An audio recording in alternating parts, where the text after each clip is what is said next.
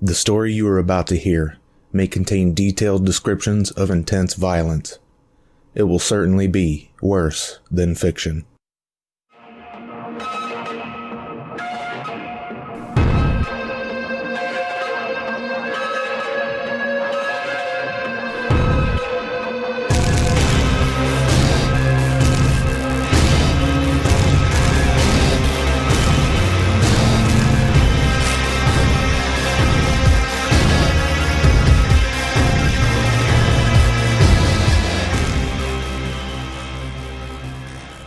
Hello, my name is Les, and this is the Worse Than Fiction podcast. Thank you for joining me as we take a look at a true tale of unimaginable horror. Today, I have a story that will almost certainly leave you angry and disgusted. I've had to stop and get away from time to time while working on this episode to clear my head and keep myself from trying to reach into my computer monitor in what would be an insane-looking attempt at strangling the asshole I'll be talking about. This is the kind of guy who deserves to rot on the cold, damp floor of a run-down prison, surrounded by hungry-eyed inmates that haven't been with a woman in years. I don't, in the least bit, feel bad about saying that. I'm trying really hard to stifle the language that I truly want to use when talking about this waste of oxygen and food. If hell exists, this guy has earned a home in the deepest, hottest layer of it. I have to warn you, this story is disturbing and may be difficult to listen to. It is certainly among the most horrific murder cases you'll ever hear. Researching the Randy Kraft episode was a living nightmare that I'll never forget, especially considering the sadistic torture that he put several dozens of people through. Today's case, though, isn't the story of a prolific serial killer. This is a worst-case scenario of just how far a domestic abuser can go against a single person. So, if you're sensitive to the subject, I won't be mad if you don't listen. You won't even see stuff like this in a horror movie. So without further ado, let's get into the topic of today's story. I hope you enjoy, though that's definitely not the right word for this one.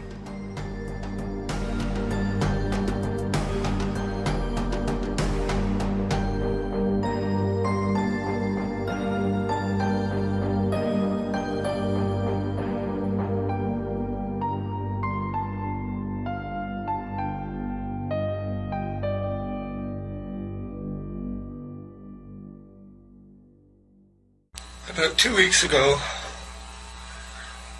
my wife has never spoken to me the way she spoke to me 2 weeks ago. Okay.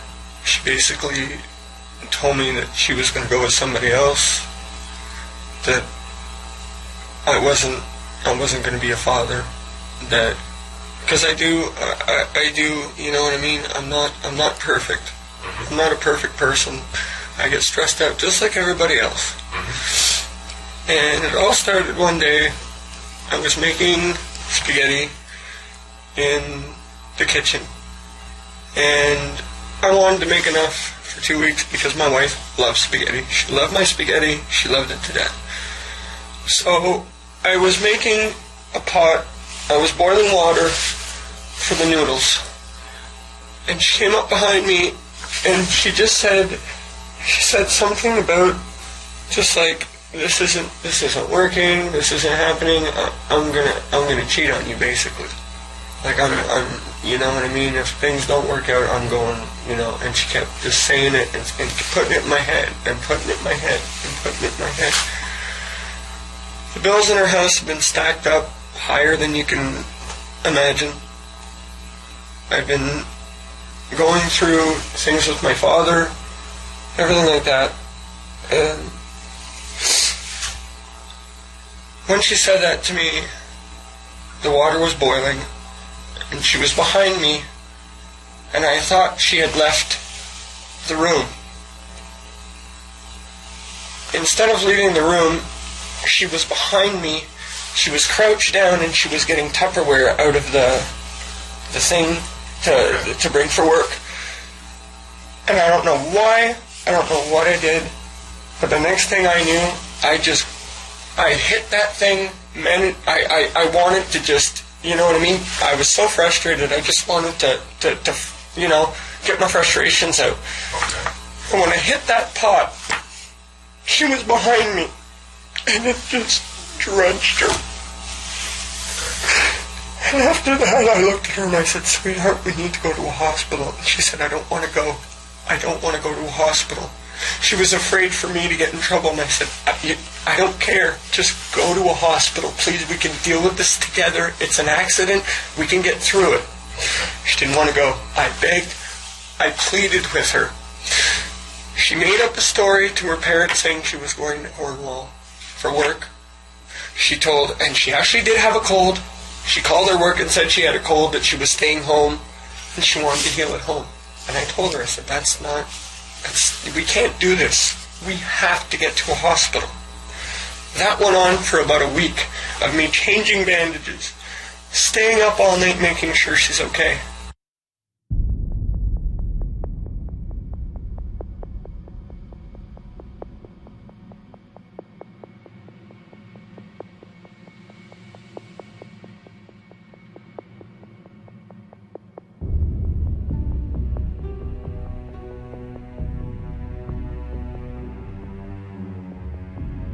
It was a frigid day in Ottawa, Ontario, Canada, with the high temperature only reaching 18 degrees Fahrenheit. Of course, to the locals, it would have been just another average Thursday in the beautiful Great White North. The trees were skeletal, with their gnarling branches reaching naked into the sky in fractal, geometric beauty. The Rideau Canal was frozen over, with citizens skating gleefully across the ice. Perhaps a few even experiencing that joyful pain of falling on what feels like a slab of solid steel. On this day in particular, Christmas 1975, a baby girl, Donna Ellen Jones, was born at a local hospital. She was to be the middle child born to Irina and James Jones, with her younger brother Derek born a year and a half later, and older sister Jennifer, who came before both. I'm not exactly sure how old Jennifer was at the time, but I believe she was a few years older. Father, James, was said to have had trouble holding consistent employment, bouncing from job to job with long stretches between, so the family relied mostly on Irina's income to stay afloat. In later years, beyond the events that will unfold shortly, Derek said that the family was, quote, dysfunctional normal. I'm talking about lack of communication, lots of yelling and screaming, financial frustration.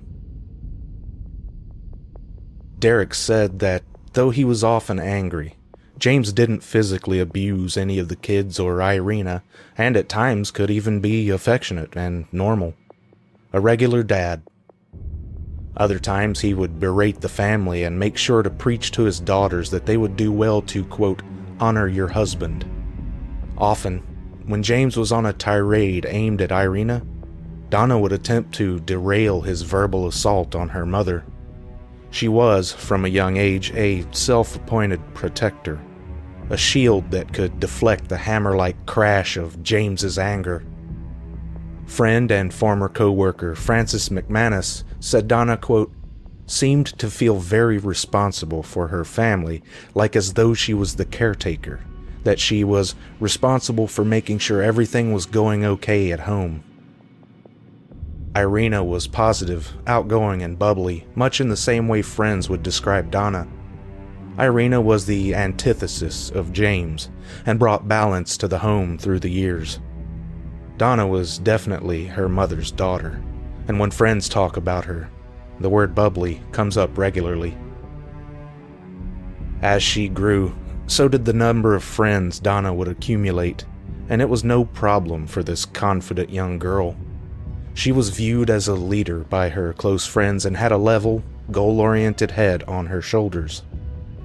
High school friend Erica Pino said, quote, I would say she was the leader of the group. She was very committed to her friends. Her friends were very important to her. After high school, she would enroll in classes at Carleton University majoring in psychology while working to pay her own tuition, and would also attend classes at Algonquin College studying human resources.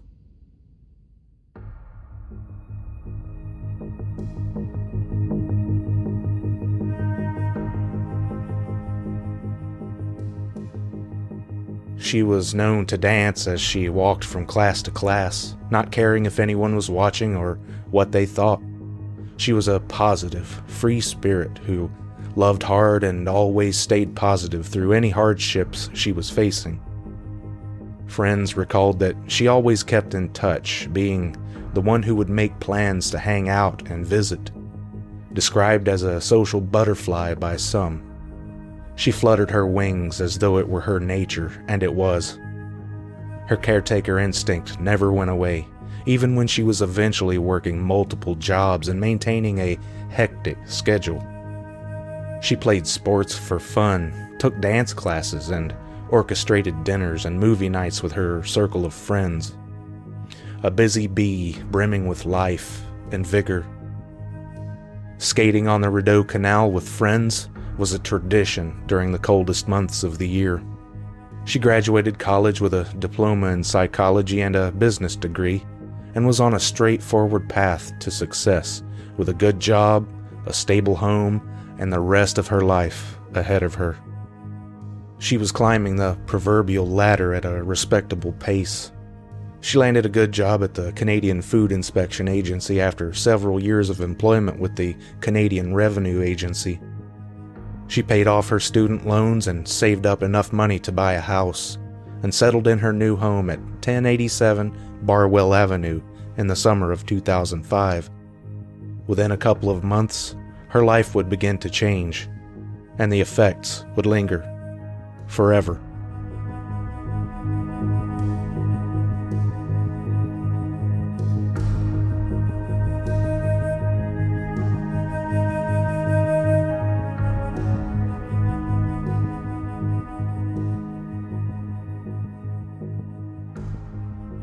The victim was wearing soiled blue flannel pajama pants and a black shirt.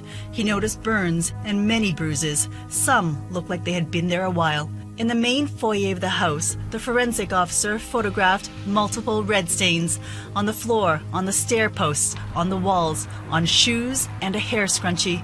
There was also a broken interior French door, all pointing to signs of physical violence. Something was still missing from her life that summer, something Donna had longed for to complete her life.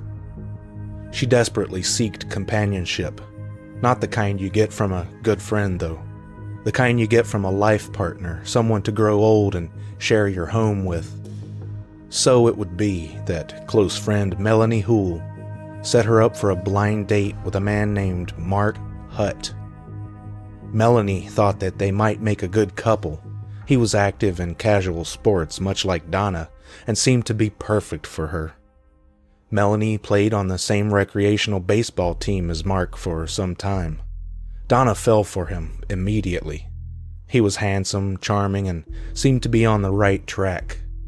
Despite her positive attitude and outgoing personality, Donna was said to have low self-esteem when it came to intimate relationships. She was never flirtatious with men and was nervous in the presence of someone she was interested in. She saw herself as overweight and unattractive, and it didn't help that she had a lazy eye. At around 165 pounds, she was in the average weight range for a 30-ish-year-old woman, and I think anyone looking at pictures of her would consider her attractive. Either way, though, she was lonely, seeking a partner to build a life with, and Mark swept her off her feet in the blink of an eye.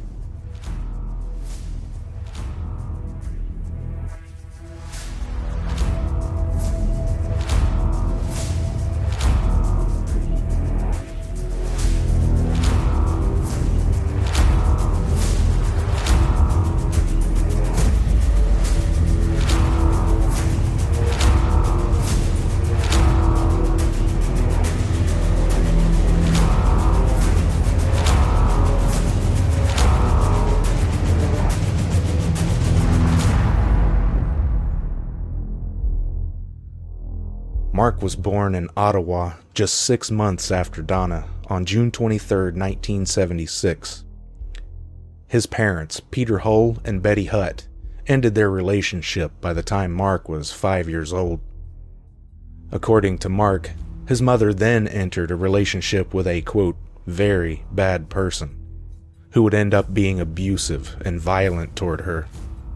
His mother and father had a joint custody agreement after their split, and he recalled one incident at 6 years old where, during a weekend visit, his mother, donning 2 black eyes, was holding him in her arms in a locked room as her boyfriend was in the hallway going haywire. He was drunk, screaming, punching the door, and had apparently beaten her beforehand. After the incident, Mark's father wouldn't allow his son to visit anymore, and not long after, his mother moved to England.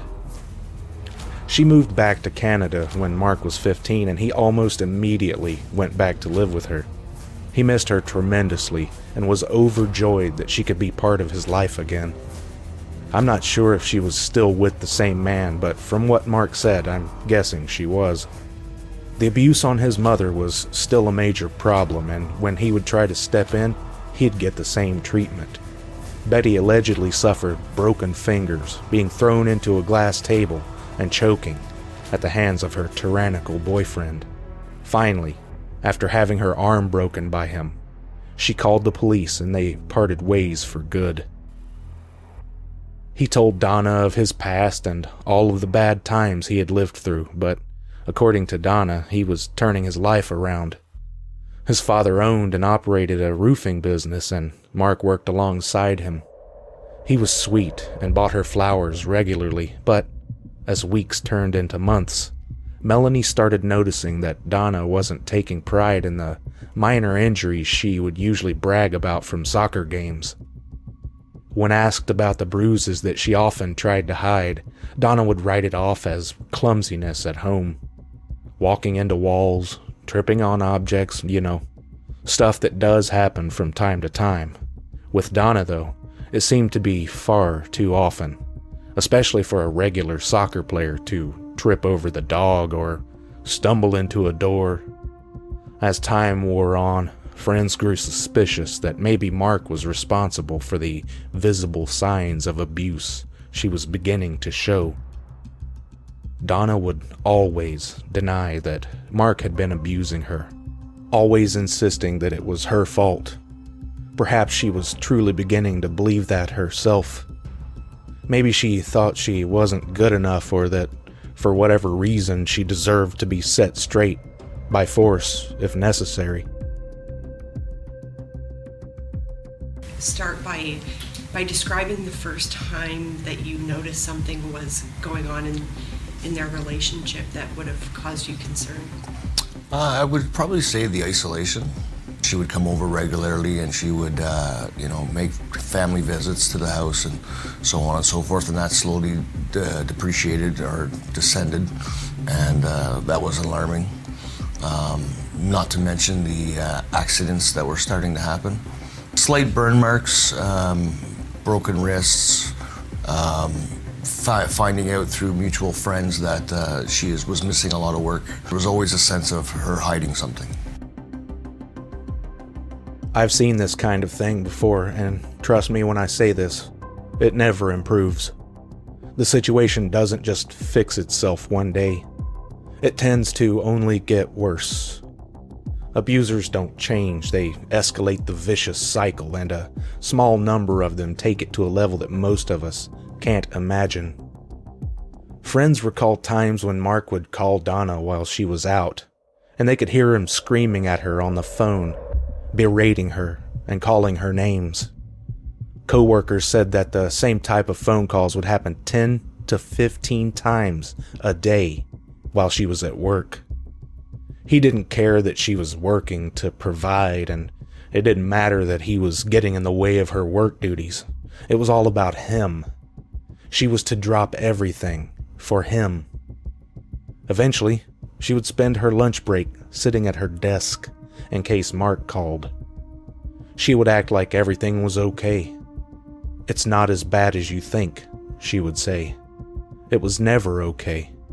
It would never be okay. As the aforementioned months turned into years, Mark wiggled and wove his way into every facet and eventually dominated Donna's life. She worked hard while Mark sat on his ass at home, using the cell phone she paid for to call her a dozen or more times a day, interrupting her work duties. She paid all of the bills and would make sure that Mark had everything he wanted, even paying for a brand spanking new ATV, a nice shiny pickup truck and a pool table just for Mark, a nice coat to wear in the cool Canadian spring while out for an exciting ride on that ATV, just for Mark. Her friends, her co-workers, they all saw it happening. They saw what she was becoming under the control of a man who had once swept her off her feet, a man who came into her life when she needed him to. Her Mark. She did everything for her Mark. In 2006, Mark proposed to Donna, much to the dismay of her close friends, who by this time had a good idea of what was going on behind the closed doors of the couple's home. They saw the bruises, the broken wrist she bore, blaming it on an accident while playing sports. They saw the color gradually draining from her once radiant skin, and the vibrant personality fade to a gray husk of what it once was. They saw Mark trying to hide the fangs behind his lips, and the wounds they inflicted on Donna, that makeup and reassurances weren't enough to hide. 2 years after they met, Donna and Mark would be married. Some of her friends refused to go to the wedding, believing this to be the worst decision she would ever make. Unfortunately, they would prove correct. Over the 2 years that followed, the abuse got worse with each day that passed. The injuries were occurring with more frequency and intensity. She would show up to work with burns that she would blame on a cooking pot with a loose handle she used to boil macaroni. The turtleneck shirts and scarves she wore to hide as much of her skin as possible were obvious red flags. Despite a group of her friends ganging up and attempting an intervention, Donna went on with the wedding. They were married in September of 2007, and none of her chosen bridesmaids attended the event.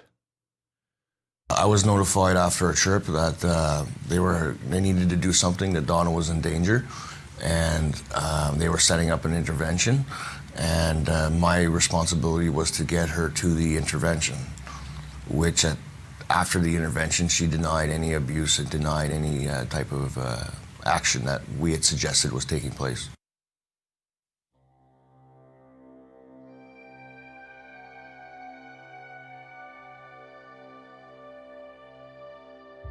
Tuesday, November 24th, 2009.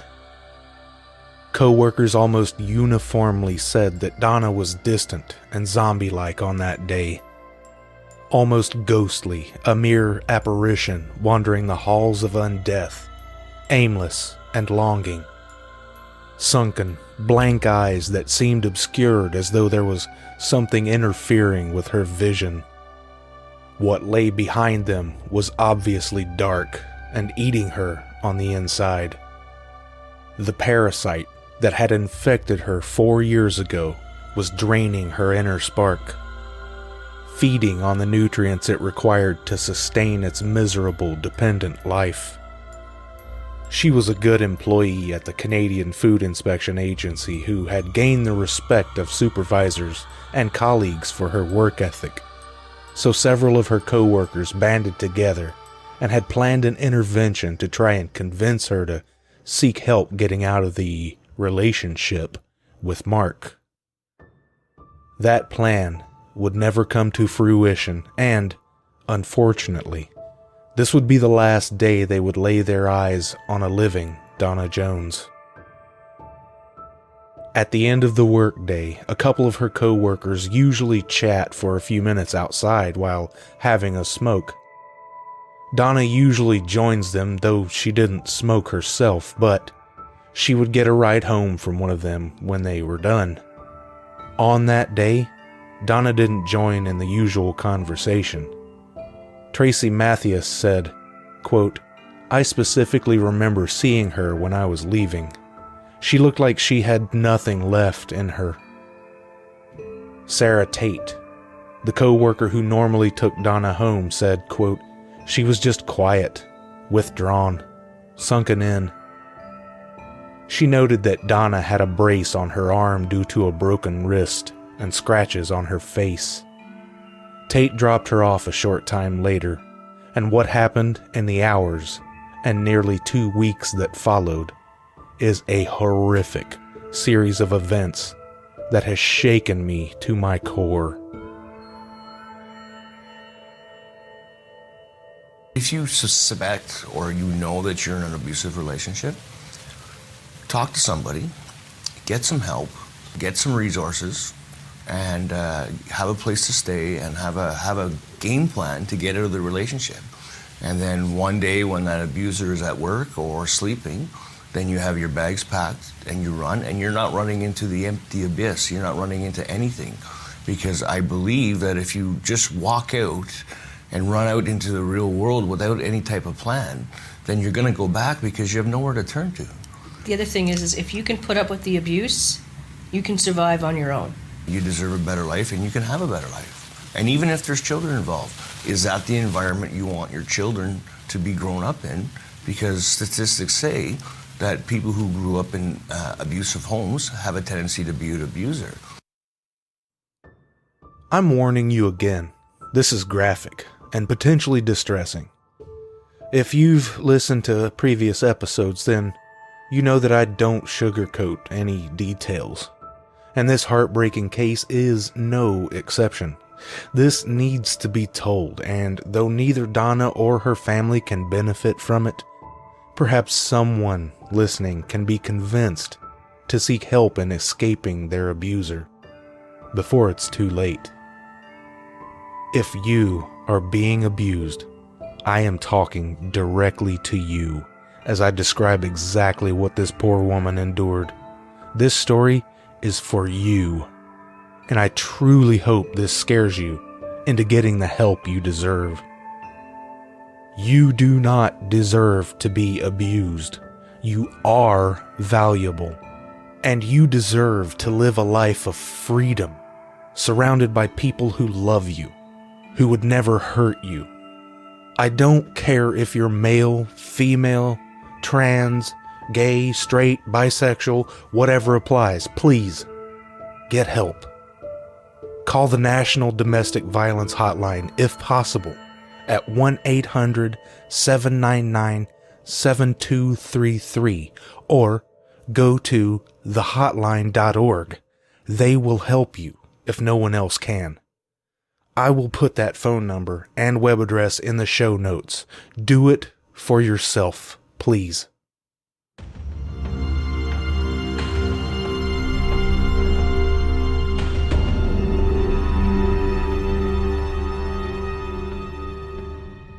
Remember that clip I played at the beginning of the show? That was Mark Hutt describing what happened as he saw it, the evening of November 24th. Take note that even though you can hear him whimpering and whining because he feels so bad for Donna, the detective that interviewed him said he never saw a single tear run down his face. According to Mark, he had a pot of water on the stove ready to boil some spaghetti, which he said Donna loved to death. Quite frankly, I think his story is a crock of shit, but it supposedly went like this. Donna basically told him that she was fed up with him and that she was going to cheat on him, and as we all know, cheaters tell you before they actually do it. At that point, he needed to let out a little bit of his rage, so like any normal person would do in that situation, he thought the best idea would be to slap that pot full of boiling water Of course, he hadn't realized that she was standing behind him, not to the side, and certainly not in front. But even if that was the case, I don't think Mark has even a basic understanding of physics. I was a chef for a number of years, and I know that if you slap a pot of boiling water, the first thing that will happen is you getting a tidal wave of boiling water splashed on your own hand. That's strike number one for Mark. What actually happened is, this pile of trash put a pot of water on the stove, brought it to a boil, then threw it on Donna, covering at least 40% of her body with blistering hot water. She suffered 3rd and 4th degree burns. Now, I, in my medical ignorance, always thought that the highest degree of burn was 3rd degree. It's considered 4th degree when the tissues under the skin begin to cook, for lack of a better term. Her musculature under the fatty layers were damaged permanently. 5th degree is when muscle is destroyed with possible damage to bone, and finally, 6th degree burns are when bone is burned with amputation required. With burns of 4th degree and worse, pain receptors can become non-functional, and though horrific, these burns shift to numbness as they worsen. She might not have felt most of the pain associated. I'm not sure. Who knows? Only she knows. For her to suffer the severity of burns that she did from just boiling water had to be due to the fact that she was well clothed when doused. Knock on the door, and there was 2 plainclothes officers, and they said they wanted to speak to us, so I invited them in. And they basically said to me that there was no easy way to say it, but that she died. Donna died under suspicious circumstances. The first thing that I said to them is that he did it, he actually killed her. It was cold in Ontario during November. Perhaps she had a sweatshirt or a jacket on, which would have held the heat of the boiling water in. It's unclear whether Mark wouldn't allow her to go to the hospital or if she refused, but in any case, she didn't receive medical attention for the severe burns she suffered. Mark stated that he tried to get her to go and she fought him tooth and nail, and that's very possible since she would do everything she could to cover up the abuse and injuries he inflicted upon her over the years. She loved Mark so much that she would do anything to protect and provide for him. She would even die for him, if necessary.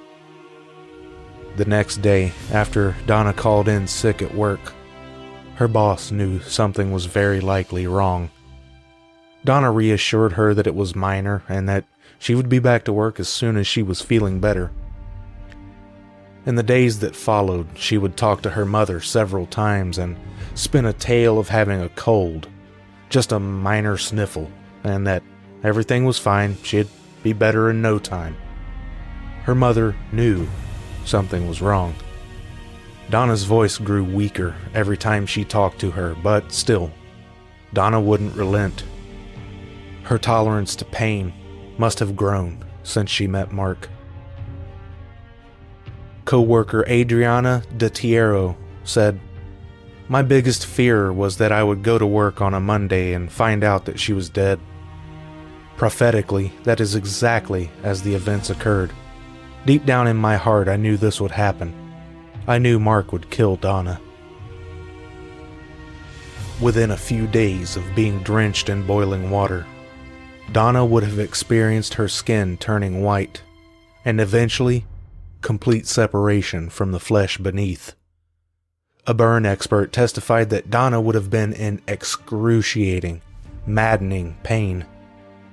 We're all told that burns are the most intense pain that a person can experience, and on a physical level, maybe that's true, but the burns aren't the only torture that Donna would endure. The skin that was initially burned would have all but been gone within 2 or 3 days. leaving raw layers of tissue behind that desperately needed professional medical care. Had she gotten medical treatment at this point? Medical experts reported that she would have had a virtually 100% chance of survival. Though severely scarred for life and undoubtedly traumatized, she could still be here.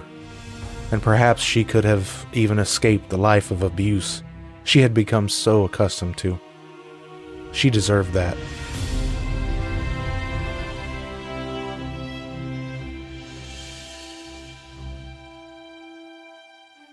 Six days after she suffered the burns, Brenda Sakotis, a co-worker of Donna's, called her to make sure she was okay.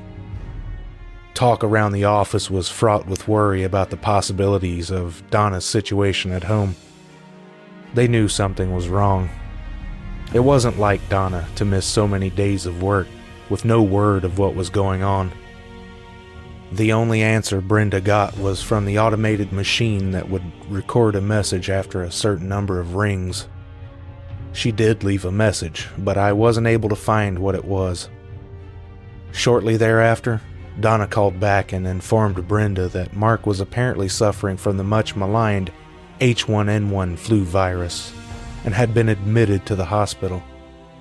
She told Brenda that it was serious enough that Mark would only be allowed visitors in 15-minute stays. Brenda said that Donna was evasive and that, quote, she had to go. She was very panicked. And when asked what hospital Mark was in, Donna told her. But on further investigation by her co-workers, no, her friends, it was determined that Mark hadn't been in the hospital at all.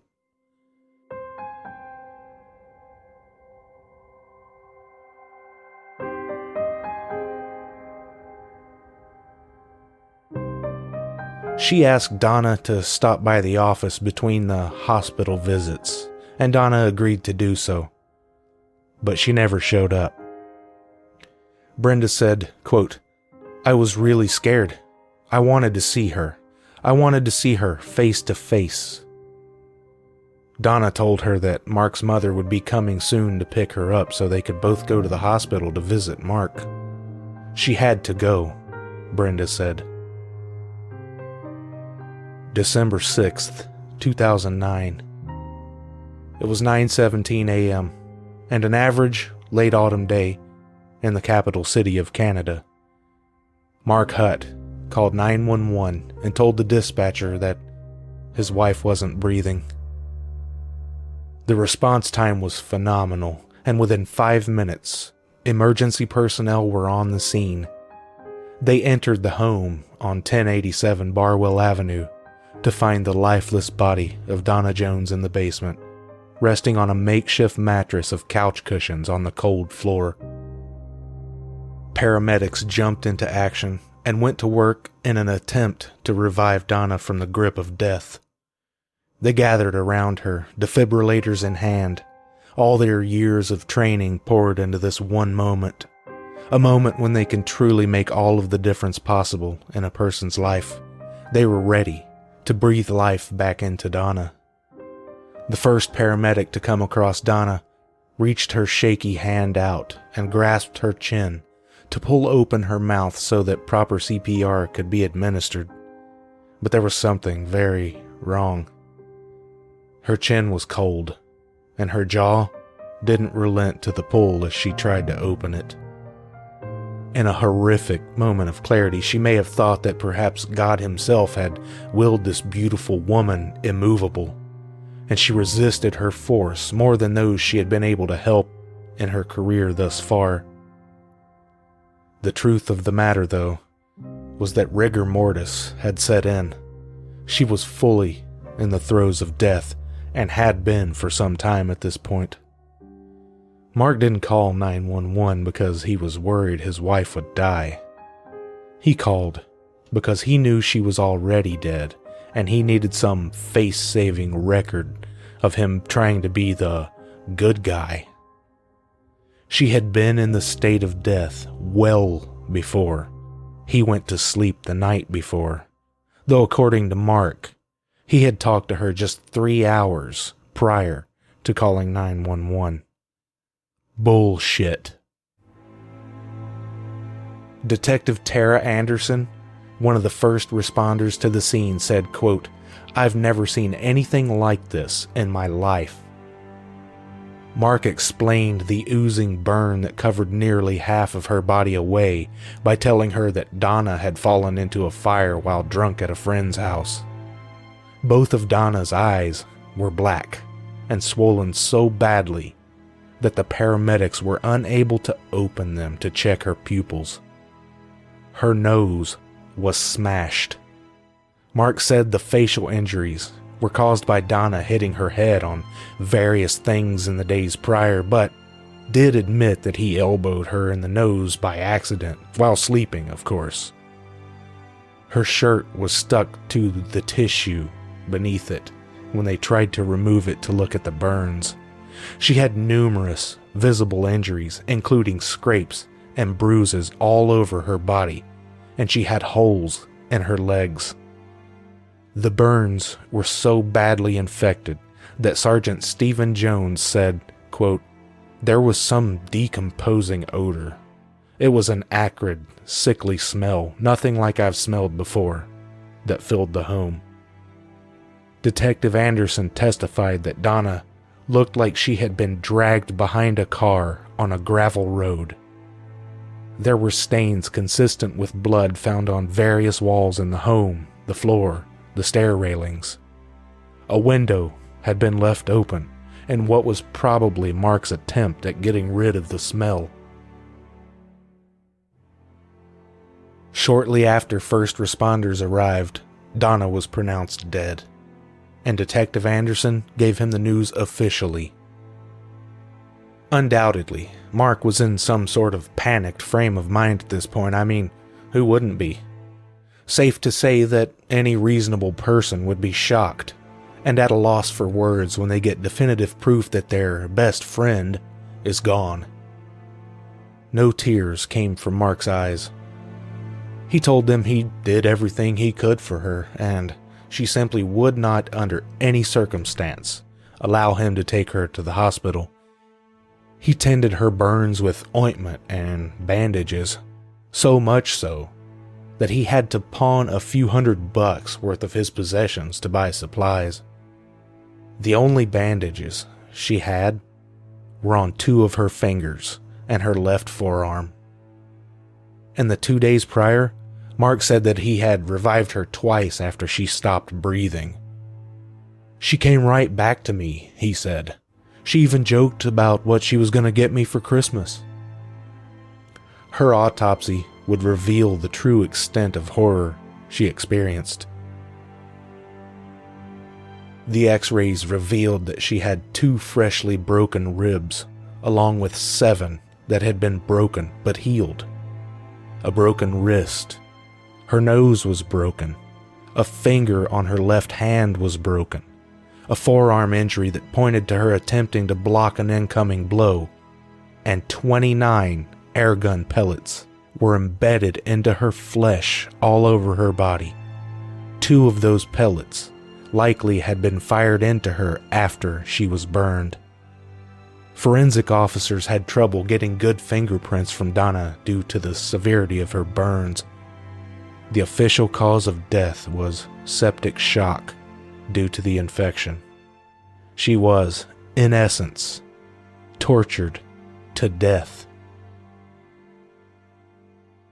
In his previous video interviews with police, Mark Hutt said that after he accidentally scalded his wife, he was constantly at her side caring for her. However, cell phone records entered into evidence today cast doubt on that claim. Hutt says he scalded his wife on November 25th, 2009. In the days following, Hutt's cell phone records show calls being made from Gatineau, Vanier, and the Maryville area. He was calling his divorced parents, an ex-girlfriend, and a paintball store. I wanted her to go to the hospital. I didn't care what happened after that. Some of the calls seem to indicate that Hutt was gone for hours at a time, and that few calls were placed to the house, where his wife was dying from her infected burns. In cross-examination, the defense pointed out that someone else could have been using Mark Hutt's cell phone to place those calls. Now, today, the Crown also submitted evidence of what it calls alleged financial abuse. The document showed that Mark Hutt filed for bankruptcy just after getting engaged to his wife, Donna, and that she ended up paying his bankruptcy bills. Then, 5 months before she died, Donna Jones herself filed for bankruptcy.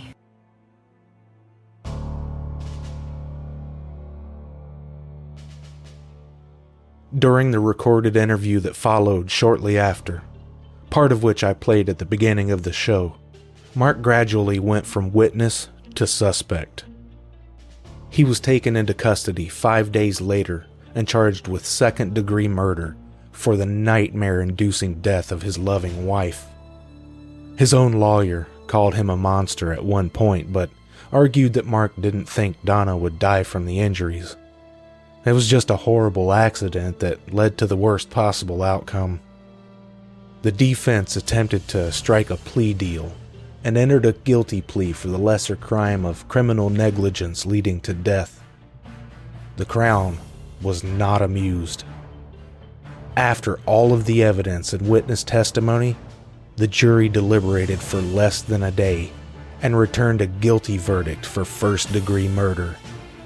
The only sentence in Canada for first-degree murder is life, with no chance of parole for 25 years, and such is Mark's fate. At the very least, he will be in prison until 2038 and will be 62 years old when he gets a chance at freedom.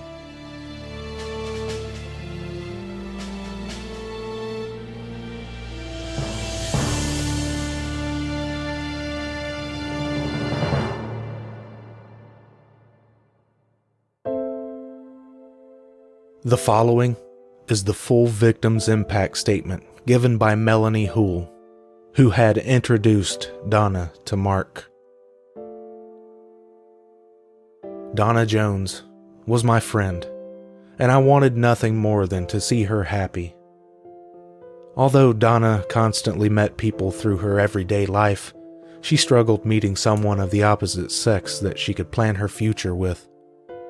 Knowing that she struggled and that she was lonely and looking for a partner, I initiated a meeting with a man who turned out to be a monster. I did not know that that fateful meeting would set off a series of events that would lead to unexplainable horrors, hardships, and eventually her death. The brutality of her relationship with Mark and the pain inflicted upon her even while she lay dying will haunt me forever. This guilt is something I will carry with me for the rest of my days. Although I know that the only one truly responsible for her demise is Mark, I cannot help but feel responsible on a level not felt by others. I not only constantly question my actions and inactions, wondering if I could have done more, tried harder, said something different, I also carry the burden of the introduction. Had I not introduced the two of them, it is likely that Donna would still be alive. She would be laughing with friends, celebrating milestones, planning her next adventure. I would have watched her walk down the aisle on her wedding day to meet a nervous and excited man, ready to build a life with her. Instead, I allowed a monster into our shared circle of friends and walked her down the aisle in a coffin. The Donna I knew, love, and miss every day died the day I introduced them. Mark killed my Donna long before he murdered her. He killed my loving and supportive Donna when his controlling ways hindered her ability to be my friend, engage in life to the fullest, and live life without the brutality Mark inflicted. I lost Donna again when my pleas and fears fell on deaf ears and I was no longer able to watch the empty shell that had become Donna suffer at his hands in an unhealthy and toxic relationship. Although I hoped that one day I would get my Donna back, I lost her forever on that fateful day in December 2009 when she was finally released from the prison Mark had created and she died. I lost my right to grieve and move on for almost 4 full years, as I had to relive that spiraling descent of her life and our friendship because his brutality finally killed her. When the news of Donna's death reached me, and that it was suspected to be foul play, I went numb with grief and pain. My circle of friends had been shattered to the core, and I didn't know how to put the pieces back together again. I was unable to look at the people I loved and the people she loved and not feel any responsibility for their pain. As my group mourned, my guilt mounted, followed by the fear that someone would say what I was thinking, that someone would point their finger at me and vocalize the blame I had already allocated to myself. I withdrew from these men and women, these people who I had called friend, unable to reach out for support or express exactly what I was feeling. Emails and phone calls I received from them were unanswered and unreturned, until one day they just stopped coming. It was easier to hide than to see their grief and feel responsible. Prior to the trial, I had on numerous occasions played out various scenarios of how he might have killed her. They had a heated argument and he pushed her down the stairs. He pushed her in the living room. She fell, hitting the coffee table, and the trauma from falling killed her. He poisoned her meals over several months and she finally collapsed and died. The details were missing, and I filled in the blank with every scenario imaginable. The countless sleepless nights and countless scenarios never prepared me for truth. When the horrific details of her suffering were made known, I collapsed within. I could not deal with the knowledge that even while she suffered silently and laid there slowly dying, Mark continued to torture Donna. I could no longer handle the weight of my guilt and sought help. Although my guilt and grief is now at a manageable and tolerable level, I continue to struggle with understanding how Mark could have done the things he did, how he could have looked at her, battered and broken, and continued to put fist to flesh.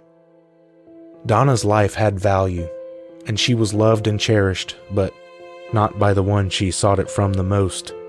I am, and will forever be changed by Mark's actions. I am jaded and angry, as I now know of the horrors humanity can inflict upon itself. I am distant and withdrawn. I am unable to trust. I am afraid. I am afraid that I am a catalyst, that my actions or inaction will again lead to the pain and suffering of those I love, that I will inadvertently invite another monster in, that I will inevitably lose someone I love again in a similar fashion.